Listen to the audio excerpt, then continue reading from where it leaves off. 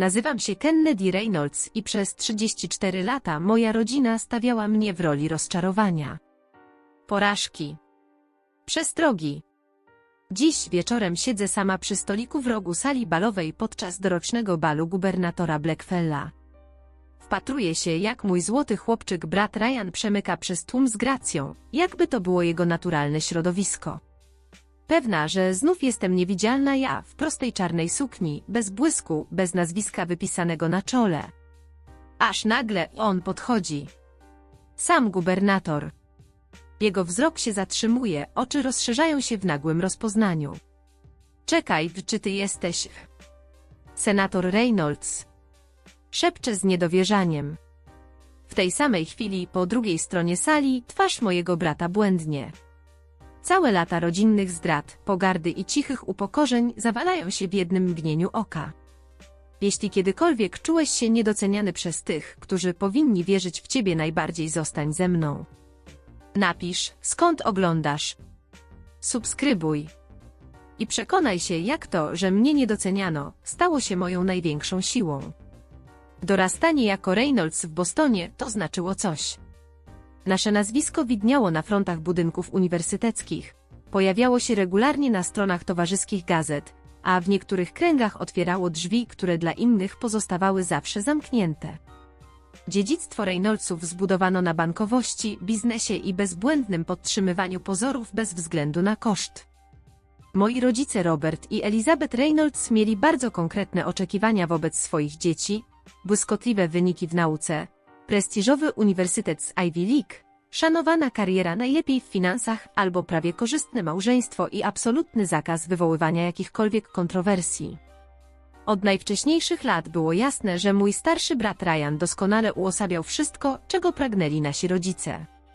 Przystojny, wysportowany, czarujący z tym łatwym wdzenkiem, który czynił go popularnym w każdej przestrzeni, jaką tylko odwiedził. Ryan znał zasady gry i wydawało się, że instynktownie rozumie wszystkie niewypowiedziane normy naszej uprzywilejowanej warstwy społecznej. Kiedy Ryan przynosił do domu same piątki, ojciec promieniał dumą. Kiedy został kapitanem drużyny Lacrosse A, mama urządziła wystawną kolację, jakby wygrał nagrodę Pulitzera. Ja byłam inna. Nie buntowniczka. Po prostu ciekawska. W sposób, który wywoływał u rodziców zakłopotanie. Podczas gdy Ryan bezkrytycznie przyjmował światopogląd naszej rodziny, ja zadawałam pytania, dlaczego? Gdy brat dorabiał na bankietach w klubie golfowym, ja znikałam w książkach o historii i systemach rządowych. Rodzice z pobłażaniem nazywali to fazą przesadnej ciekawości intelektualnej, sądząc, że w końcu dostosuje się do rodzinnego schematu. Pierwszy prawdziwy zgrzyt pojawił się w drugiej klasie liceum. Nauczycielka angielskiego zadała nam projekt Analiza współczesnego problemu politycznego. Podczas gdy większość uczniów wybierała bezpieczne tematy, ja sięgnęłam po kontrowersyjną politykę środowiskową, która bezpośrednio godziła w interesy kilku firm powiązanych z portfelem inwestycyjnym mojej rodziny. Zebrałam rzetelne dane, stworzyłam dogłębną analizę i przygotowałam prezentację, która została oceniona najwyżej w klasie. Ale zamiast pochwał, moi rodzice byli przerażeni. Dowiedzieli się o projekcie od innego rodzica podczas charytatywnego przyjęcia. Czy ty masz pojęcie, jak to wygląda dla nas? Grzmiał ojciec tego samego wieczoru, krążąc po naszym mahoniowym gabinecie. Harringtonowie tam byli, Kennedy. Harringtonowie. Ich fundacja rozważa poważne partnerstwo z nami, a teraz myślą, że wychowaliśmy jakąś radykalną ekolożkę. Ale przecież moje badania były trafne, broniłam się. Dane nie kłamią. Te polityki naprawdę szkodzą środowisku. Czy prawda nie ma znaczenia? Mama westchnęła. Na jej twarzy pojawił się ten znajomy wyraz zawodu. Kochanie, jest prawda i jest to, co wypada. Musisz nauczyć się je odróżniać. To stało się schematem. Gdy dołączyłam do drużyny debat zamiast cheerleaderek, to było niepraktyczne. Gdy wyraziłam chęć studiowania nauk politycznych zamiast ekonomii czy prawa, to było buntownicze. Każda moja decyzja, która odbiegała od wzorca rodziny Reynoldsów, była traktowana jak osobista zdrada wobec spuścizny pokoleń. Do czasu matury kontrast między mną a Ryanem był już rażący. On miał już zapewnione miejsce na Harvardzie, idąc dokładnie w ślady naszego ojca.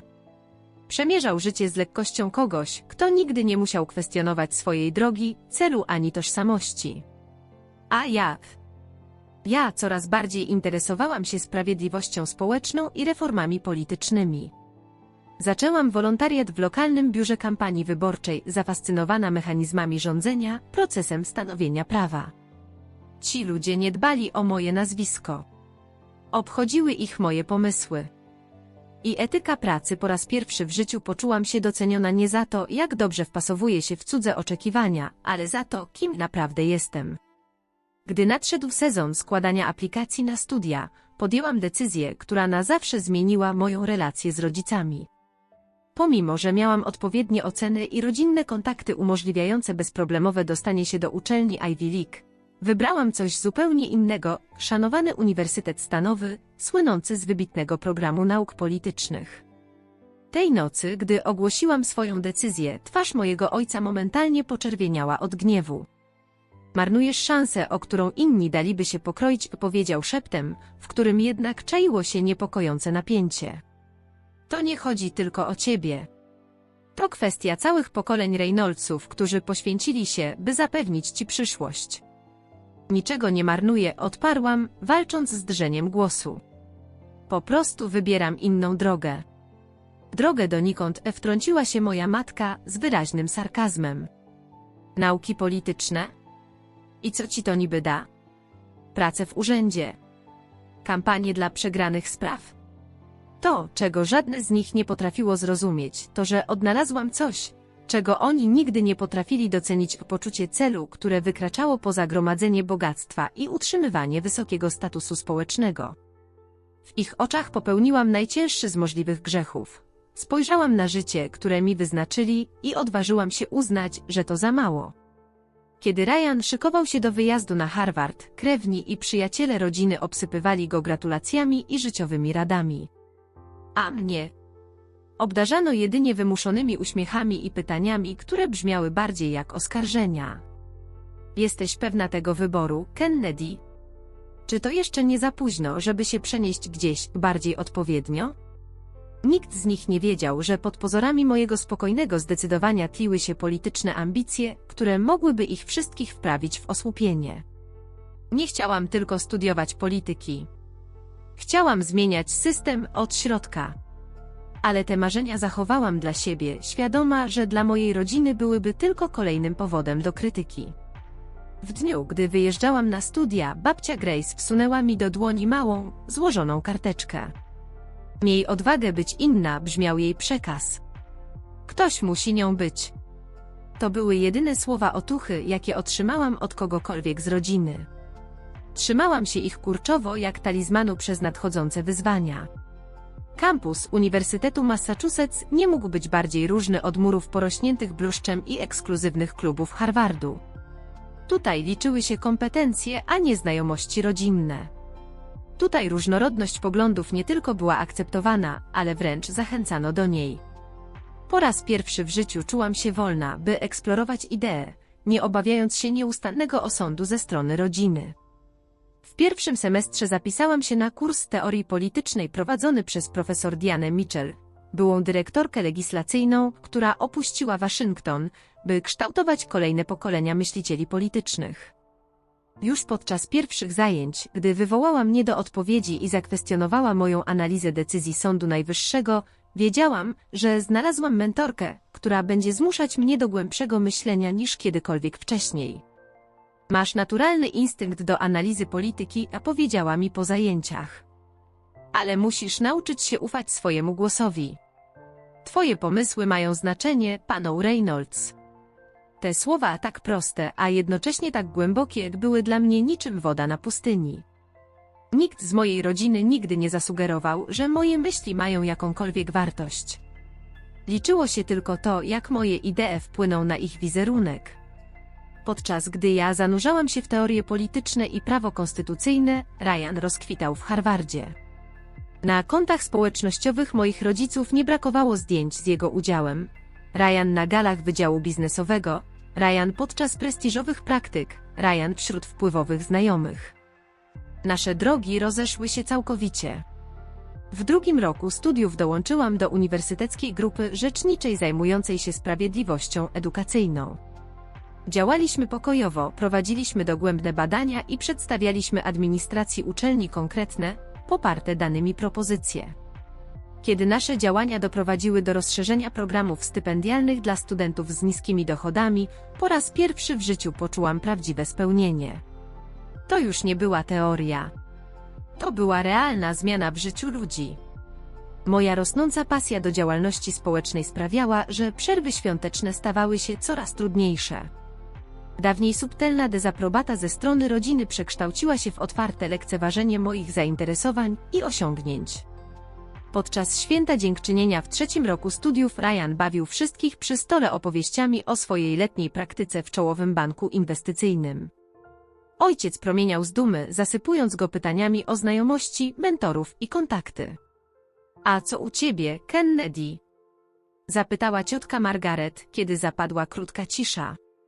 Nadal zajmujesz się w tym politycznym czymś? Zanim zdążyłam odpowiedzieć, ojciec wtrącił. Kennedy wciąż szuka siebie, rzucił z lekceważącym gestem. Oby się ogarnęła przed ukończeniem studiów. Wpatrywałam się w swój talerz, połykając zarówno odpowiedź, jak i ból. Właściwie to, zaczęłam cicho, zaproponowano mi pracę w kampanii senatora Warnera na lato. Zapadła cisza. Dopiero po chwili matka zmusiła się do wymuszonego uśmiechu. Jak ciekawe. A czy to dobrze płatna posada?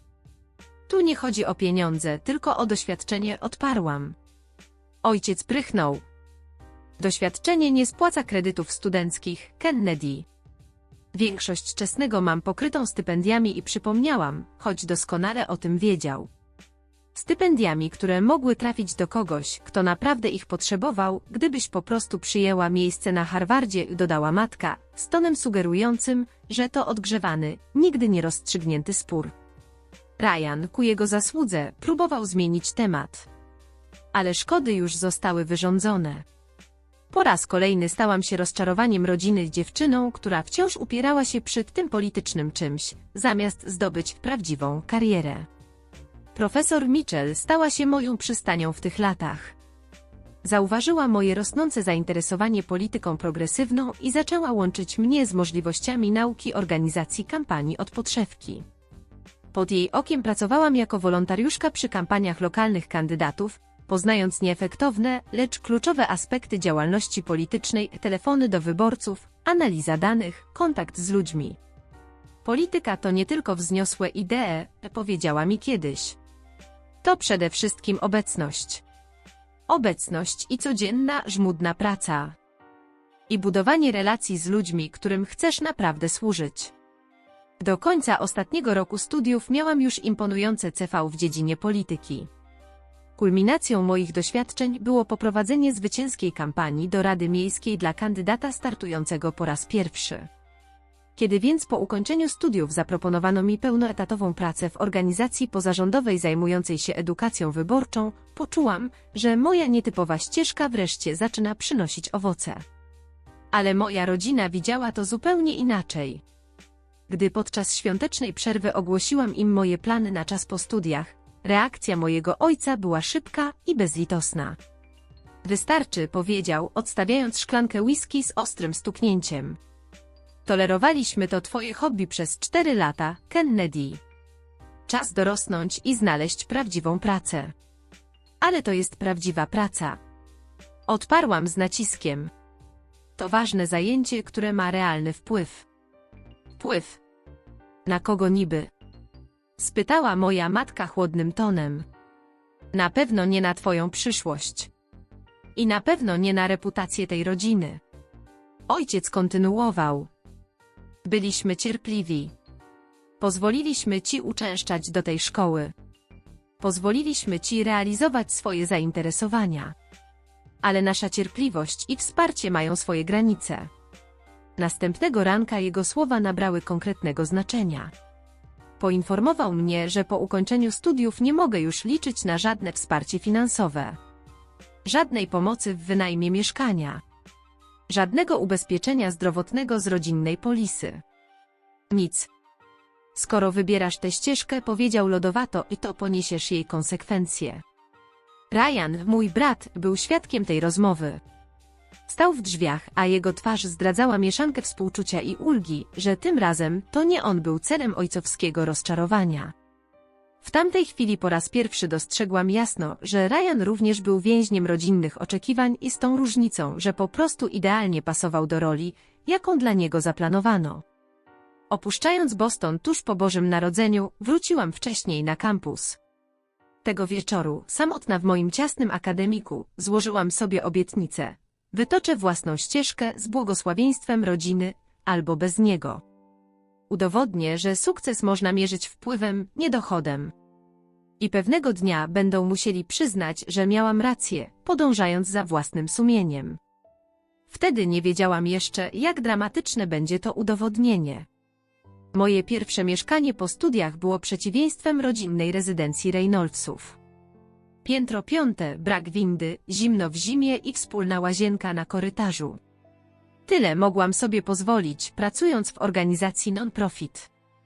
Każdy miesiąc był jak spacer po linie, balansowanie między spłatą kredytów studenckich, opłatami za czynsz, jedzeniem i garderobą, która musiała wyglądać profesjonalnie. W tym czasie Ryan, mój brat, ukończył studia z wyróżnieniem i od razu dostał 6-cyfrową ofertę w prestiżowej firmie konsultingowej. Jego Instagram był niczym wystawa z życia elity. Loty klasą biznes, luksusowe apartamenty, ekskluzywne wydarzenia networkingowe z bostońską śmietanką towarzyską. Moi rodzice dbali o to, by każdy w ich towarzyskim kręgu znał historię meteorycznego awansu Ryana. A ja pracowałam w wiecznie niedofinansowanej organizacji, ale o kluczowym znaczeniu. Tworzyliśmy materiały edukacyjne o procesie wyborczym, prowadziliśmy rejestrację wyborców w zaniedbanych dzielnicach, zachęcaliśmy młodych do głosowania. Godziny były długie, wynagrodzenie symboliczne. Ale praca miała głęboki sens, taki, którego nie sposób było wyjaśnić tym, którzy nigdy tego nie doświadczyli. Rodzinne spotkania stawały się powoli ćwiczeniem w odporności psychicznej. Na weselu kuzynki usłyszałam, jak moja matka tłumaczy znajomej moją zawodową ścieżkę. Kennedy wciąż przeżywa swój idealistyczny etap. Pracuje dla jakiejś inicjatywy wyborczej. Mamy nadzieję, że wkrótce zmądrzeje. W święto dziękczynienia doszło do przełomu. Ryan ogłosił swoją kolejną promocję i premię. Rodzice byli zachwyceni i otworzyli butelkę drogiego szampana, by uczcić jego sukces. Gdy wreszcie, niechętnie, rozmowa zeszła na mnie, wspomniałam, że dzięki naszej inicjatywie frekwencja wśród młodych wyborców wzrosła o 12% w ostatnich wyborach lokalnych.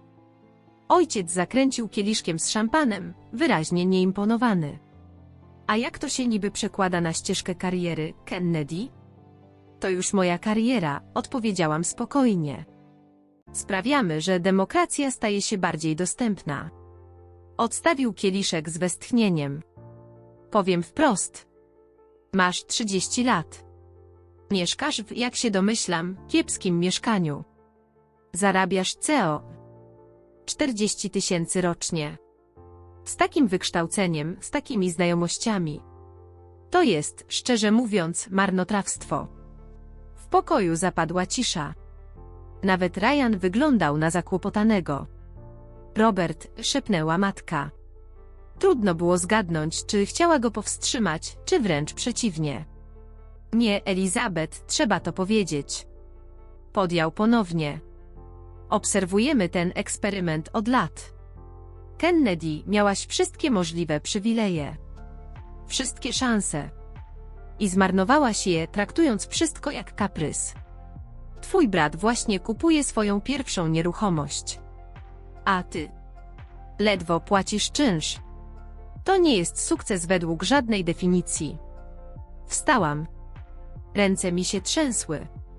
Sukces nie mierzy się wyłącznie pieniędzmi, tato. W prawdziwym świecie dokładnie tak się go mierzy. Odparł pogardliwie. Wyszłam od stołu. Wzięłam płaszcz i ruszyłam do drzwi. Usłyszałam, jak matka mnie woła, ale nie mogłam znieść ani jednej sekundy więcej ich oceniających spojrzeń. W samochodzie w końcu pozwoliłam sobie zapłakać. Nie tylko z powodu okrutnych słów, ale z powodu świadomości, że moja rodzina być może nigdy nie doceni wartości drogi, którą wybrałam. Tej nocy, samotna w mieszkaniu, zwątpiłam po raz pierwszy. Czy się oszukiwałam? Czy moja praca naprawdę coś zmieniała? Czy zawsze już będę zmagać się finansowo, podczas gdy moi rówieśnicy będą awansować w prawdziwych karierach? Po raz pierwszy poważnie rozważyłam, czy powinnam porzucić swoje polityczne aspiracje i znaleźć bardziej dochodowy, aprobowany przez rodzinę zawód.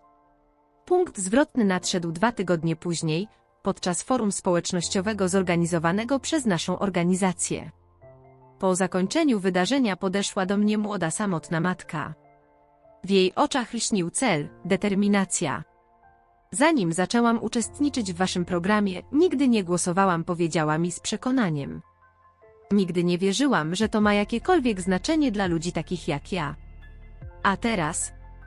Teraz moja córka widzi mnie, jak przeszukuję informacje o kandydatach, jak wypełniam swój głos. Ona już wie, że jej głos również będzie miał znaczenie. Pewnego dnia. I to dzięki wam. Jej słowa były niczym światło w tunelu, przywróciły moją chwiejną wiarę. Przypomniały mi, dlaczego w ogóle wybrałam tę ścieżkę. Nie dla bogactwa, nie dla prestiżu, ale po to, by pomagać ludziom odkrywać siłę, którą posiadają w ramach naszej demokracji. W tamtym okresie poznałam Lougana Mitchella na jednym z politycznych bankietów fundraisingowych. Był synem mojego byłego profesora, a sam pracował jako dyrektor do spraw komunikacji dla postępowego reprezentanta stanowego. Wysoki, z bystrym umysłem i przenikliwymi zielonymi oczami, Logan był pierwszą osobą, która zdawała się naprawdę rozumieć moją pasję do pracy politycznej i to bez podważania jej sensu. A więc to ty jesteś tą słynną Kennedy Reynolds, powiedział, gdy profesor Mitchell nas sobie przedstawił. Moja mama twierdzi, że kiedyś zostaniesz gubernatorką. Zaśmiałam się, próbując zbagatelizować komplement, ale coś w jego szczerym zainteresowaniu moimi pomysłami sprawiło, że poczułam się dostrzeżona w sposób, jakiego rzadko doświadczałam. Nasza pierwsza randka przerodziła się w 5-godzinną rozmowę o reformie systemu wyborczego, organizowaniu społeczności i naszej wspólnej wizji bardziej inkluzywnej demokracji.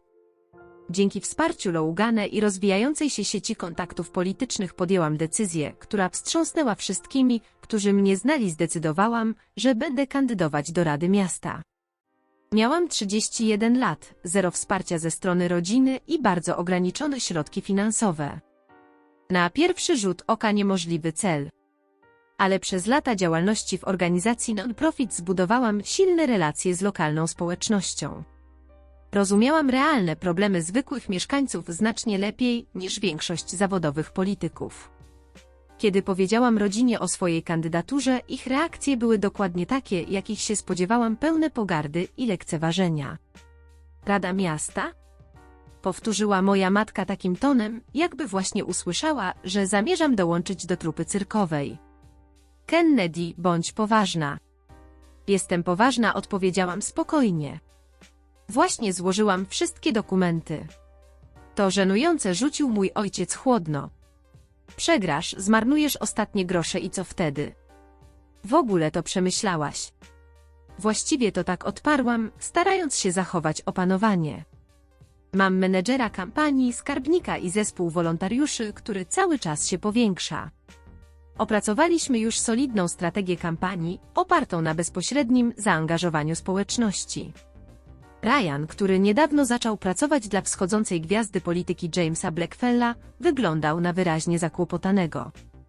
Polityka jest bardziej skomplikowana, niż ci się wydaje, Kennedy powiedział. Tu nie chodzi tylko o dobre intencje. Doskonale o tym wiem, odpowiedziałam, powstrzymując się od ciętej rypoustii. To było tak typowe dla mojej rodziny, zamiast uznać, że mogę być kompetentna, zakładali, że jestem naiwna. Moja kampania oddolna była zupełnym przeciwieństwem wielkobudżetowych maszyn politycznych, które później poznałam. Działałam z wynajętego biura, opierałam się głównie na pracy wolontariuszy i koncentrowałam się na bezpośrednim kontakcie z wyborcami. Osobiście zapukałam do tysięcy drzwi, słuchałam problemów mieszkańców i dzieliłam się swoją wizją bardziej otwartego i odpowiedzialnego samorządu. W wieczór wyborczy zgromadziliśmy się z Loganem i moim małym zespołem w lokalnej restauracji. Kiedy wyniki ogłoszono i okazało się, że wygrałam minimalną przewagą, całe pomieszczenie eksplodowało radością. W skali wielkiej polityki był to może drobny triumf. Ale dla mnie był to kamień milowy. Telefon milczał tamtej nocy. Żadnych gratulacji od rodziny, mimo że lokalna gazeta pisała o moim zwycięstwie. Dopiero następnego dnia dostałam SMS od Ryana. Był, jak zawsze, pełen pasywnej agresji. Gratulacje z okazji mandatu. Mały staw, ale od czegoś trzeba zacząć. Odpowiedź matki była równie chłodna. Jesteśmy zaskoczeni twoim wynikiem. Wygląda na to, że próg kwalifikacyjny w tym okręgu był wyjątkowo niski. Ich niezdolność do uznania mojego osiągnięcia jedynie umocniła moją determinację. Zamierzałam udowodnić swoją wartość nie według ich definicji sukcesu, lecz przez rzeczywistą służbę publiczną, która poprawia ludzkie życie. I zrobię to bez korzystania z nazwiska Reynolds jako przepustki. Moja pierwsza kadencja w Radzie Miasta była jak intensywny kurs praktycznego zarządzania. Szybko zrozumiałam, że skuteczna służba publiczna wymaga znacznie więcej niż samych dobrych intencji, potrzeba strategicznego myślenia, budowania sojuszy i grubej skóry. Oddałam się pracy bez reszty. Skupiłam się na projektach zwiększających dostępność mieszkań, usprawnieniu transportu publicznego i przejrzystości samorządu. Ku własnemu zaskoczeniu odkryłam, że mam naturalny talent do szczegółowej pracy nad polityką publiczną, tej, której większość polityków unikała. Potrafiłam analizować złożone raporty, wyłapywać praktyczne rozwiązania i budować konsensus wśród różnych interesariuszy. Moje doświadczenie w organizowaniu społeczności okazało się bezcenne, łączyłam decyzje polityczne z ich realnymi skutkami dla ludzi. Po 6 miesiącach urzędowania lokalny dziennikarz opublikował profil, w którym podkreślono moją skuteczność mimo młodego wieku i braku tradycyjnych powiązań politycznych. Wzmianka o rodzinie pojawiła się tylko mimochodem, zauważono, że przetarłam własną ścieżkę, niezależnie od wpływowego bostońskiego nazwiska. Artykuł zwrócił uwagę kilku działaczy na szczeblu stanowym, zaczęli dostrzegać we mnie rosnący potencjał. W międzyczasie Ryan umocnił swoją pozycję jako szef sztabu nowo wybranego gubernatora Jamesa Blackfella. Twarz mojego brata coraz częściej pojawiała się w mediach, zawsze u boku gubernatora, zawsze elegancki, profesjonalny. Nasi rodzice nie przepuszczali okazji, by wspomnieć o bliskości Ryana z władzą. Na rodzinnych spotkaniach rozmowy natychmiast schodziły na historie zza kulis rezydencji gubernatora lub inicjatywy polityczne, w które Ryan był zaangażowany. Moja praca w Radzie Miasta traktowana była jak dziwaczne hobby. Ryan właśnie wczoraj rozmawiał z gubernatorem, zaczynała moja matka przy kolacji, podczas gdy ja w milczeniu skubałam jedzenie. Mimo tych nieustannych umniejszeń, moja reputacja jako skutecznej urzędniczki publicznej stale rosła. Pod koniec kadencji miałam na koncie kilka ważnych ustaw, które rzeczywiście poprawiły życie mieszkańców. Lokalne media zaczęły spekulować na temat mojej dalszej kariery politycznej, sugerując, że mogę być doskonale przygotowana do wyższych stanowisk. Kiedy niespodziewanie zwolniło się miejsce w Senacie Stanowym z powodu problemów zdrowotnych urzędującego senatora, koalicja liderów społecznych i organizacji progresywnych zwróciła się do mnie z propozycją kandydowania. To była szansa zarówno ekscytująca, jak i onieśmielająca. Kampania do Senatu Stanowego wymagała i miała zmierzyć się z o wiele większą kontrolą niż podczas mojej kampanii do Rady Miejskiej. Po starannym namyśle i wielu długich rozmowach z Loganem, który stał się nie tylko moim życiowym partnerem, ale też najwierniejszym doradcą politycznym, zdecydowałam się wystartować w wyścigu. Wieczorem, tuż przed publicznym ogłoszeniem swojej kandydatury, zadzwoniłam do rodziców. Miałam nadzieję, że mój coraz bogatszy dorobek w służbie publicznej choć trochę złagodził ich wcześniejszy sprzeciw. Odebrała mama. Jej głos wyraźnie spochmurniał, gdy zorientowała się, że to ja. Gdy podzieliłam się z nią moim zamiarem kandydowania do Senatu Stanowego, po drugiej stronie zapadła cisza. Kilka długich, napiętych sekund. Kennedy powiedziała w końcu, głosem napiętym, ledwo tłumiącym emocje. Nie sądzisz, że to wszystko zaszło już za daleko? Ta twoja polityczna przygoda Mamo, to nie jest żadna przygoda. To moja kariera. Moje powołanie. Jestem w tym dobra. I to ma znaczenie. Wiesz, co naprawdę ma znaczenie? Odpowiedziała ostro. To, że nadal oddalasz się od rodziny. Masz pojęcie, jak ciężko jest nam tłumaczyć twoje wybory znajomym? Jak to wygląda? Jedno dziecko współpracuje z gubernatorem z szacunkiem, a drugie urządza krucjatę publiczną. Nie proszę was już o aprobatę, powiedziałam cicho. Mam 33 lata. Informuję was jedynie z grzeczności. Jeśli ogłosisz tę kampanię, odparła lodowato, nie licz na żadne wsparcie z naszej strony. Ani finansowe, ani emocjonalne. Będziesz całkowicie zdana na siebie. Od lat jestem zdana na siebie, mamo. To nic nowego. Po raz drugi zapadła cisza. W końcu jej głos zabrzmiał chłodno i ostatecznie. Naprawdę myślałam, że wyrośniesz z tego etapu, Kennedy. Twój ojciec i ja nie możemy dłużej patrzeć, jak marnujesz swoje życie na polityczne mrzonki. Kiedy wreszcie podejmiesz rozsądne decyzje, będziemy tu. Do tego czasu może lepiej, jeśli zachowamy dystans. Rozmowa zakończyła się bez rozwiązania. A mnie pozostało tylko bolesne zrozumienie, że realizowanie moich politycznych ambicji może oznaczać definitywne pożegnanie z rodziną. Cena była wysoka. Ale zaszłam już za daleko, by się teraz cofnąć. Kampania do Senatu Stanowego była wyczerpująca. Moi przeciwnicy bez skrupułów wykorzystywali brak wsparcia ze strony mojej rodziny, sugerując, że skoro nawet najbliżsi nie ufają mojemu osądowi, to dlaczego mieliby to robić wyborcy? W mediach pojawiały się anonimowe cytaty. Rodzina Reynoldsów od pokoleń służy społeczeństwu poprzez działalność biznesową i charytatywną. Podejście Kennedy jest dość nietypowe w naszej rodzinie. Przez to wszystko Logan był moją opoką. Po szczególnie ciężkim dniu kampanii zaskoczył mnie oświadczynami. W ciszy naszego mieszkania, bez wielkich gestów, po prostu wypowiedział szczere słowa i wręczył prosty pierścionek, symbol partnerstwa równych sobie. Bez względu na to, co się wydarzy w tych wyborach, powiedział: chcę, żebyś wiedziała, że ktoś wierzy w ciebie całkowicie. Choć moje kampanijne fundusze były o wiele mniejsze, a przeciwnicy dobrze znani i ugruntowani, moja kampania oddolna poruszyła serca wyborców zmęczonych polityką jak zwykle. W noc wyborczą, gdy wyniki potwierdziły moje zwycięstwo, pozwoliłam sobie na chwilę czystej satysfakcji. Osiągnęłam to wszystko bez znajomości, bez pieniędzy rodziny, bez jej wsparcia. Podczas ceremonii zaprzysiężenia rozglądałam się po tłumie. Wiedziałam, że nie zobaczę tam rodziców ani Ryana. Ale mimo wszystko miałam cień nadziei. Jedyną znajomą twarzą z rodziny była babcia Grace.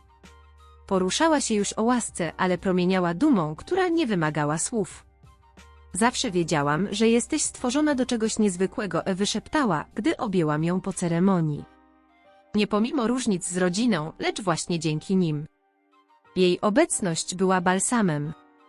Ale nieobecność rodziców i brata zostawiła pustkę, której nawet wyborczy triumf nie potrafił wypełnić.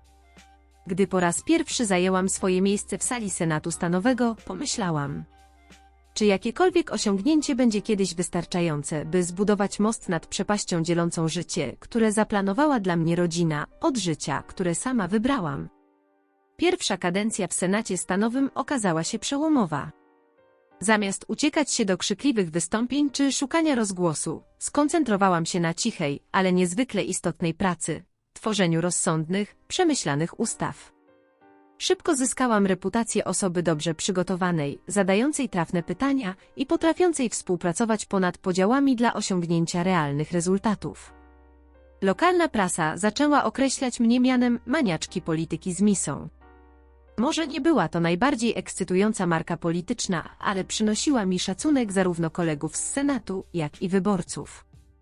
Specjalizowałam się w polityce edukacyjnej, dostępie do opieki zdrowotnej oraz przejrzystości rządu w obszarach, w których moje zamiłowanie do szczegółów przekładało się na konkretne zmiany w życiu ludzi. W 3. roku sprawowania mandatu byłam autorką aż 17 ustaw podpisanych przez gubernatora, co było wyjątkowym osiągnięciem jak na pierwszą kadencję senatora z partii mniejszościowej. Moja skuteczność przyciągnęła uwagę liderów krajowej partii, którzy szukali talentów do rozwoju na wyższe stanowiska. Tymczasem Ryan Starr nadal piął się po szczeblach kariery, u boku gubernatora Blackfella. Mój brat całkowicie wcielił się w rolę prawej ręki gubernatora, regularnie pojawiał się w mediach stanowych jako rzecznik administracji. Konta społecznościowe moich rodziców często ukazywały zdjęcia z Ryanem i gubernatorem podczas oficjalnych wydarzeń, ich duma była oczywista. Przepaść między nami zamieniła się w pełne zerwanie. O rodzinnych wydarzeniach dowiadywałam się jedynie od babci Grace, która mimo dezaprobaty rodziców utrzymywała ze mną kontakt. Według niej moi rodzice opracowali standardową odpowiedź, gdy pytano o mnie na przyjęciach. Kennedy podąża własną drogą. Brzmiało wspierająco, a jednak nie znaczyło nic. Logan i ja stworzyliśmy razem spełnione, stabilne życie. Wzięliśmy ślub podczas kameralnej ceremonii z udziałem najbliższych przyjaciół i politycznych sojuszników. Babcia była jedyną przedstawicielką rodziny, rodzice odmówili, wysyłając lakoniczną notatkę o wcześniejszych zobowiązaniach. Wtedy poczułam, że ostatnie drzwi do pojednania zatrzasnęły się na dobre. W niespodziewanym momencie, w 4. roku mojej kadencji, pojawiła się nowa szansa. Miały się odbyć przedterminowe wybory do Senatu USA, po tym jak starszy senator ogłosił przejście na emeryturę z powodów zdrowotnych. Z racji napiętego harmonogramu, kampania miała być intensywna, dynamiczna i naznaczona wagą ogólnokrajową. Gdy przywódcy partyjni zaproponowali mi start, moja pierwsza reakcja to była wahanie. Kampania do Senatu USA oznaczałaby jeszcze większą kontrolę nie tylko nad moimi dokonaniami politycznymi, ale też nad życiem prywatnym, w tym moim zerwaniem z rodziną, o którym do tej pory mówiłam bardzo rzadko. Wykorzystają twoją rodzinę przeciwko tobie, ostrzegł Logan podczas jednej z naszych późnonocnych rozmów. Znajdą sposób, by zasugerować, że skoro nawet twoi bliscy cię nie wspierają, to dlaczego mieliby ci ufać wyborcy? Wiem, westchnęłam, patrząc w sufit sypialni. Ale czy to wystarczający powód, żeby ustąpić? Oddać komuś innemu taką szansę? Sytuację komplikowały jeszcze bardziej aktualne okoliczności polityczne, kilka kluczowych ustaw dotyczących finansowania edukacji i dostęp do opieki zdrowotnej. Moje kluczowe kwestie miały zostać rozpatrzone przez Senat w nadchodzącej kadencji, a głosy miały się rozstrzygnąć zaledwie kilkoma głosami różnicy. Możliwość realnego wpływu na politykę krajową była niezwykle kusząca. Po dniach intensywnych przemyśleń podjęłam decyzję, wystartuję. Ale nie w sposób, do którego przywykli komentatorzy i widzowie. Moja kampania miała być inna. Postanowiłam przyjąć nietypową strategię. Świadomie utrzymywać niski profil w mediach, stawiając na merytorykę, a nie osobowość. Skupić się na bezpośrednim kontakcie z ludźmi, a nie na efektownych występach. To podejście odpowiadało zarówno moim naturalnym predyspozycjom, jak i potrzebie, by nie dopuścić, aby sprawy rodzinne zdominowały przekaz. To niekonwencjonalne, przyznała moja menadżerka kampanii, Andrea Clark, gdy przedstawiłam jej plan. Ale to może zadziałać. Ludzie są zmęczeni politycznymi celebrytami. Chcą kogoś, kto naprawdę pracuje. Kampania wymagała dyscypliny i skupienia, jakich wcześniej nigdy nie zaznałam. Zanurzyłam się w analizach, uczestniczyłam w małych forach społecznych, zamiast wielkich wieców. Moim zespołowi dałam pełne prawo do odmawiania większości zaproszeń od mediów ogólnokrajowych. Występowałam jedynie w starannie dobranych lokalnych mediach, gdzie mogłam mówić o sprawach merytorycznych bez sprowadzania wszystkiego do dramatów rodzinnych.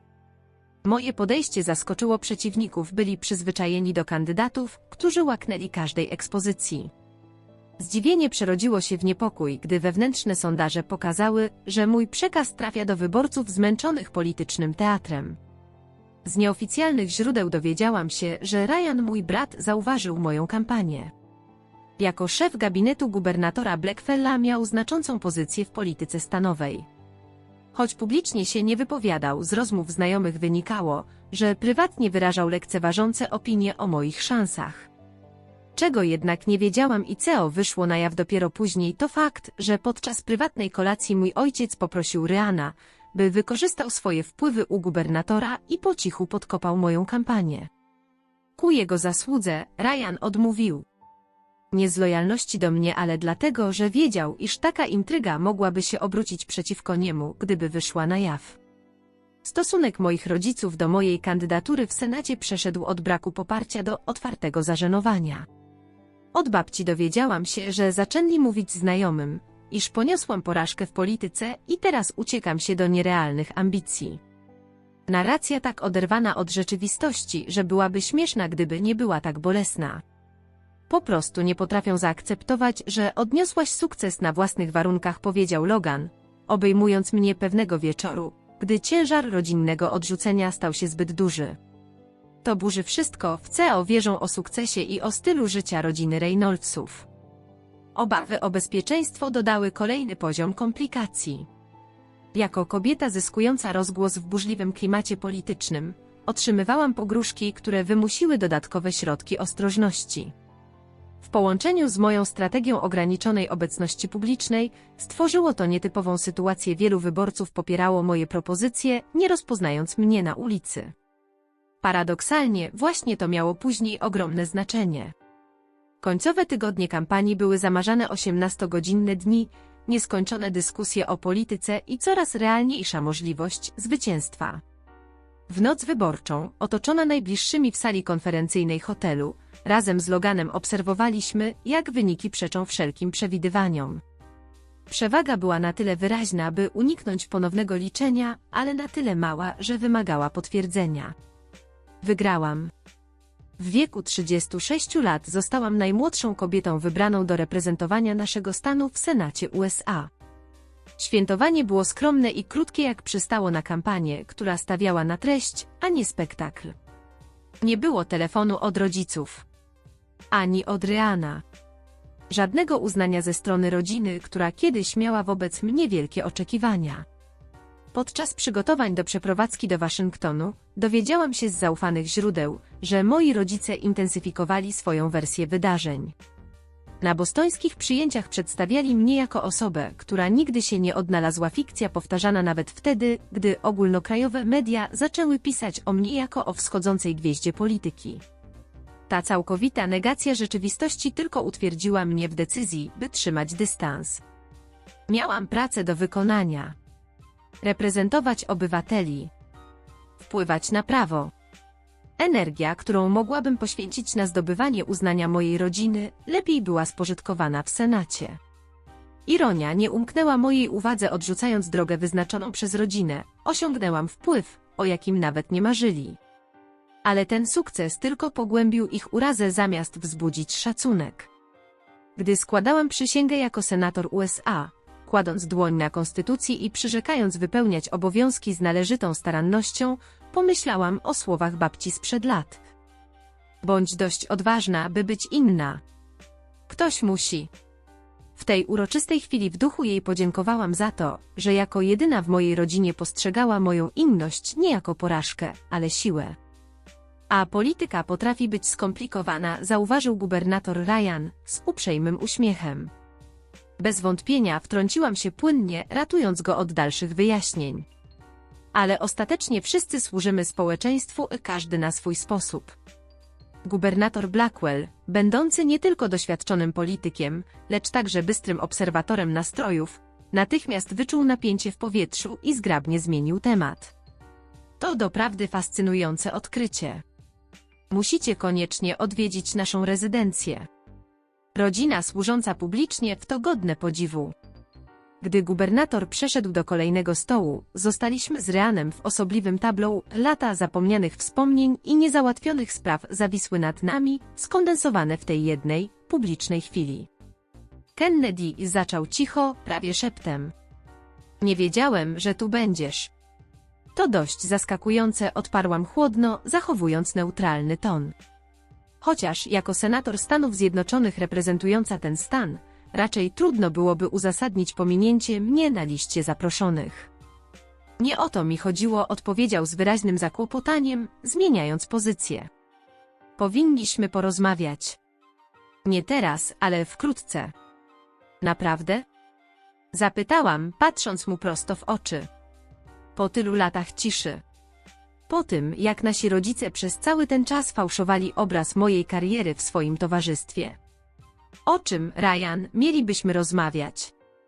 Wokół nas gwar rozmów wrócił do normy, ale zauważyłam, że kilka osób zerkało w naszą stronę z nieudawaną ciekawością. Ryan rozejrzał się niespokojnie, świadom obserwatorów. To nie miejsce, powiedział cicho. Ale tak, musimy porozmawiać. To wszystko skomplikowane. Zawsze takie było, odparłam. Ale też w gruncie rzeczy proste. Wybrałam inną drogę niż ta, którą mi wyznaczono. To nie powinno czynić mnie wyrzutkiem rodziny. Zanim zdążył odpowiedzieć, Logan delikatnie dotknął mojego ramienia. Żona gubernatora chce cię widzieć, Kennedy. Rzeczywiście, po drugiej stronie sali pierwsza dama dawała mi znaki, bym do niej dołączyła. Moja obecność wśród gości najwyraźniej zyskała nowe znaczenie, odkąd ujawniono moją tożsamość. Porozmawiamy innym razem, powiedziałam Ryanowi, prostując się. Mam teraz ludzi do poznania. Odchodząc z uniesioną głową, poczułam, jak z moich ramion spada niewidzialny ciężar i ciężar ukrywania się, bycia pomniejszaną, akceptowania cudzego scenariusza na własne życie. Tu, w tej sali, do której weszłam jako rozczarowanie rodziny Reynoldsów, teraz byłam postrzegana jako senator Reynolds, szanowana nie za nazwisko, ale za własne osiągnięcia. Reszta wieczoru przemknęła w wirze przedstawień i rozmów. Liderzy polityczni, którzy wcześniej ledwie skinęli głową na mój widok, teraz aktywnie szukali kontaktu. Prezesi firm wyrażali zainteresowanie moją pracą w komisjach. Przez cały ten czas zachowywałam profesjonalizm bez triumfu nad prawdą, która właśnie wypłynęła, i bez cienia słabości wobec lat rodzinnego odrzucenia, które ujawniono. Gdy z Loganem szykowaliśmy się do wyjścia, podszedł do mnie ponownie gubernator Blackwell, tym razem bez towarzystwa Ryana. Senator Reynolds zaczął cicho, mam nadzieję, że wybaczy mi pani wcześniejsze niedopatrzenie. Gdybym wiedział, że jest pani spokrewniona z moim szefem sztabu, zadbałbym o właściwsze przyjęcie. Nie ma potrzeby przepraszać, panie gubernatorze, zapewniłam go. Sprawy rodzinne bywają skomplikowane. Skinął głową, zamyślony. Bez wątpienia. Choć muszę przyznać, że obserwując pani pracę w Senacie, szczególnie w kwestii reformy edukacji, zaczynam kwestionować historię, którą o pani słyszałem z pewnych kręgów. Jest pani wyjątkową służebniczką publiczną. Dziękuję, panie gubernatorze. To dla mnie wiele znaczy. Gdy nasz samochód oddalał się od hotelu, Logan ujął moją dłoń. Poradziłaś sobie z tym wszystkim z niesamowitą klasą. Miałam na to lata praktyki, odpowiedziałam, spoglądając na rozświetlony budynek. Ale coś się zmieniło. Jakby prawda wreszcie przebiła się na powierzchnię.